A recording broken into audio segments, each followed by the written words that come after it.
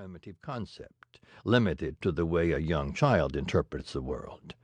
But for most people, God is transformed into a symbol or metaphor representing a wide range of personal, ethical, social, and universal values.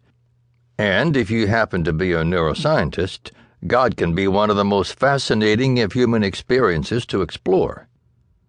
The science of God. For the past 15 years, I have investigated the neural mechanisms of spirituality with the same fervor that a minister contemplates God. Some religious rituals do nothing more than relax you. Others help to keep you focused and alert. But a few appear to take practitioners into transcendent realms of mystical experience where their entire lives are changed.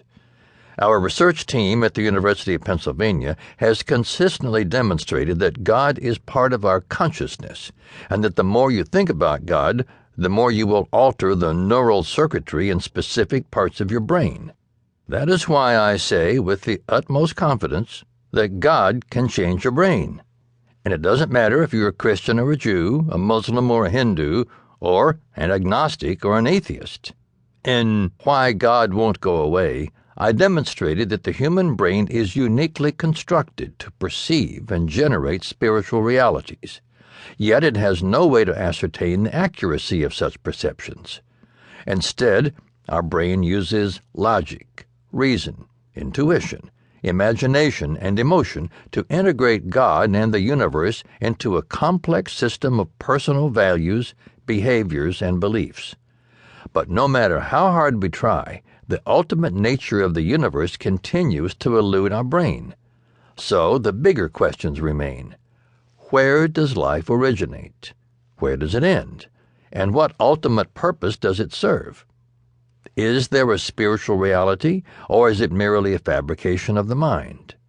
If there is a God, does such an entity reach out to us like the hand that Michelangelo painted on the ceiling of the Sistine Chapel, or is it the other way around?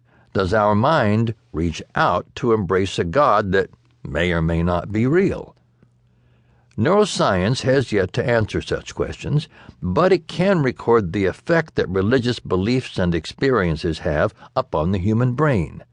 Furthermore, it can tell us how God, as an image, feeling, thought, or fact, is interpreted, reacted to, and turned into a perception that feels meaningful and real. But neuroscience cannot tell you if God does or doesn't exist. In fact, as far as we can tell, most of the human brain does not even worry if the things we see are actually real. Instead, it only needs to know if they are useful for survival. If a belief in God provides you with a sense of comfort and security, then God will enhance your life. But if you see God as a vindictive deity who gives you justification for inflicting harm on others, such a belief can actually damage your brain as it motivates you to act in socially destructive ways. Having an accurate perception of reality is not one of the brain's strong points. Indeed, as Mark and I pointed out in Why We Believe What We Believe, the human brain seems to have difficulty separating fantasies from facts. It sees things that are not there, and it sometimes doesn't see things that are there. In fact, the brain doesn't even try to create a fully detailed map of the external world. Instead, it selects a handful of cues, then fills in the rest with conjecture, fantasy, and belief. Rather than being a hindrance, such neurological ambiguity allows us to imagine and create a world filled with utopian, utilitarian, sometimes useless things, from eye protectors for chickens to electronic corneas for the blind.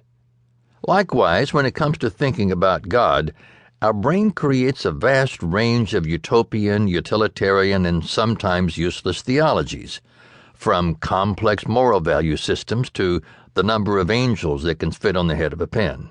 But no matter how comprehensive our theologies become, our brain is rarely satisfied with its concepts and images of God. The end result of this remarkable contemplation has been the creation of thousands of differing spiritual practices and creeds. Indeed, the more one contemplates God, the more mysterious God becomes.